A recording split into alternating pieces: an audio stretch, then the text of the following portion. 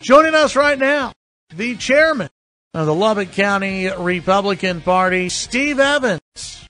Hey, Steve, what's going on? How you doing this morning? Doing great. How are you? Not too bad. Not too bad. Beautiful day today. Yeah, absolutely. And the last time we talked to you, it was after 4th on Broadway, and there were some issues at 4th on Broadway, kind of behind the scenes, targeting some different floats, including y'all's float, the Lubbock County Republican Party float, and maybe some other groups that were out there. If you missed that entire discussion, you can find that at KFYO.com. Steve, has there been anything new on that? Well, I think this is a good lesson for cooler heads prevail. Of course, when I came on the air last week, I was upset. And, there were several others that were upset, and I've actually talked to some of these other folks that had floats that had some problems. But I think that, and the reason I asked to be on today, I wanted to correct some of the things I said. They were inaccurate, and the more I investigated how Broadway festivals works and the relationship and the people involved, the more I began to understand why things are the way they are. But I mean, first and foremost, I called out Collie Orff, who is the executive director of Broadway festivals, but I did it incorrectly. That was not the person that I was talking to the day of the parade, and it's who I thought it was. It's who I was told it was, but it wasn't, and I need to apologize for that. I got the name wrong. This young woman spends hour upon hour upon hour just donating and contributing her time to Broadway festivals to make it a great event. And she has my utmost apology for calling her out. It was just had the wrong name. The young lady that we were dealing with, I still don't know her name, and it's irrelevant. She was acting on behalf of the parade board or committee, if you will, and just, she was attempting to enforce the rules that they had put in place. And nothing more. She was doing her job. And, in the heat of the moment, you're upset. You've spent weeks preparing. Some of these folks have spent a lot more time than we did preparing to show up. And then all of a sudden we say, you can't be in the parade. There's a lot of heated emotions surrounding that. So once again, I think cooler heads have prevailed. And, I've really taken the time to delve in how Broadway festivals work. This is almost entirely a donation-based organization. The city does contribute a little bit, and I'm still kind of unsure of the agreements and what a public-private relationship is, but I do know the city contributes very little, and mainly in law enforcement support and city services like street sweepers to go behind horses and things like that to clean up. Right. But most of it is done by donations from local businesses, and this organization works really hard to get those donations. So I don't want to come across as someone who hates the organization or calls for a boycott or something silly like that. Right. It's still a great event. It's still one of the biggest 4th of July events, I think, in the state, maybe the nation. We still put on a great show. And in discussions, there's even been a press release, and if we have time, I'll read it to you in just a minute. But Broadway Festivals has agreed to take a look at their rules so that they don't infringe on free speech, what we're there for, but still trying to be tasteful. I mean, there is a line, Chad, and I don't know where it's at, but there's a line where you get grotesque, you get distasteful, you get things that you don't want your 5-year-old child seeing on a parade float. So, there is a line there where you start to negotiate and compromise free speech versus what's tasteful. And I think they've tried to do that, and that is where the rules come from. But I think we're at a point now where we've gone maybe a little bit too far. So I think they're going to examine. To go back, they're going to examine it and take a look at these rules and see if we can maybe dial some of this back and work with everybody. Yeah, I mean, I appreciate them. If you've got political signs up that just say the name of the candidate, I mean, that should be fine. I mean, that should be something that's easy for everyone to accept. And I mean, that's not going to ruin anybody's day at a parade. And if it does, well, I think it says more about the person whose day is ruined after they see a name on a sign. Sure.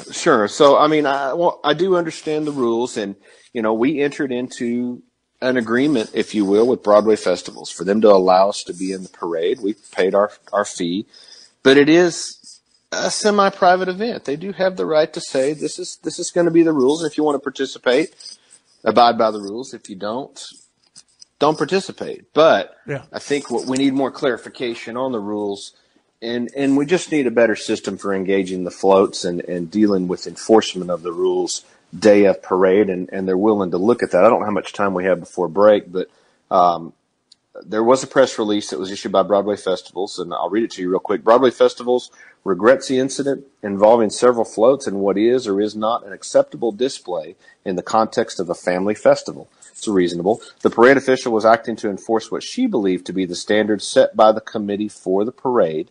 The incident has prompted us to reevaluate our position in order to keep a family festival atmosphere while preserving values of free speech that Independence Day symbolizes.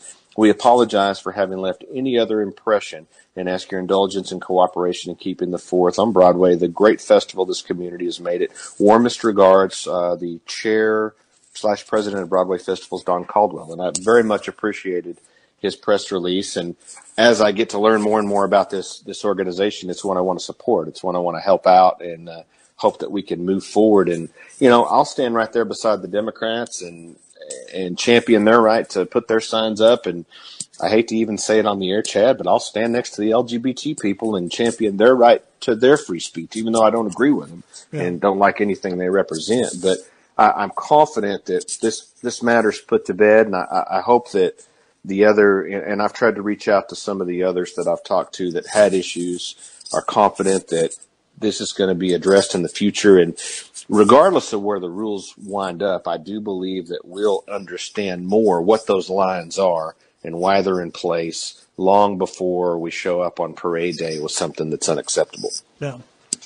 Well, very good. Well, hopefully it won't be an issue next year at 4th on Broadway, and everyone can just enjoy a parade. I hope so. Just enjoy a parade, watch some things get blown up, and and I do want to extend a big thank you. They don't get enough recognition, but once again, large donors that come out and support that event. Sonic Bolton's sponsored the fishing competition, of course, Rigger Dykes Auto Group with the fireworks. Those are all big local sponsors. Very little outside money comes in for that. So it's still a community event, and we still want to support it 100%. But once again, cooler heads prevailed, and I wanted to throw that apology out there to that organization for getting my facts wrong. I stand corrected. Steve, before I let you go, any thoughts on last night's Supreme Court announcement? A couple. I don't know the pick very well. I'm getting phone calls and comments from conservatives that are both for and against. They're apprehensive and believe that this pick is the old Grand Ole Party establishment pick. Others that think this is a great deal for pro-life legislation. And I think the verdict's out right now. It's always interesting when you get picks like this. You have to look at how conservative that person is, but you can't really force or ask or get a judge to tell you what their positions really are. Right. You have to be careful about their questions because they don't want to be challenged in court later. So they do flock to a party. They do claim to be conservative or liberal, and we do pick them on that basis. But I think the verdict's out. The process, getting this justice confirmed, this pick confirmed, is going to be very interesting. There's a lot of seats on the line. This is a very, very important and strategic pick for President Trump. I'm very, very intrigued by it. So it's going to be interesting to see the process. And, he is the establishment. I mean, he has established D.C. I mean, he has been he was confirmed back in, 2006. I mean, he was part of the Bush administration. That's not necessarily a bad thing. I mean, Samuel Alito's been a pretty good justice on the U.S. Supreme Court. I think it's tough to, and he was appointed by Bush. Except for one case, a major case, Obamacare, Chief Justice John Roberts has been a pretty good justice for the United States Supreme Court. So, tying him to Bush and tying him to the establishment is not necessarily a bad thing when he has been a conservative or a constitutionalist judge during his time on the D.C. Circuit Court of Appeals. But, I do agree with those who would have liked to have seen Amy Barrett and maybe a slam dunk on some on some pro-life issues. But you never know what you're going to get anyway with the Supreme Court. Well, and there's politics involved in everything. We don't know if we would ever be able to get Amy Barrett confirmed. We may not be able to get this confirmation through, and Amy Barrett may be the backup. It's strategy all the way around. Yeah, I'm very happy. I can live with this pick, and at the end of the day, are we ruling on matters of law and the constitutionality of that law? If that pick can stand behind the Constitution and support the Constitution, who cares? The voting record is what's important. Yeah, absolutely. Steve, thank you very much. Thank you, Chad. Thanks Appreciate for having me on. That's Steve Evans, chairman of the Lubbock County Republican Party.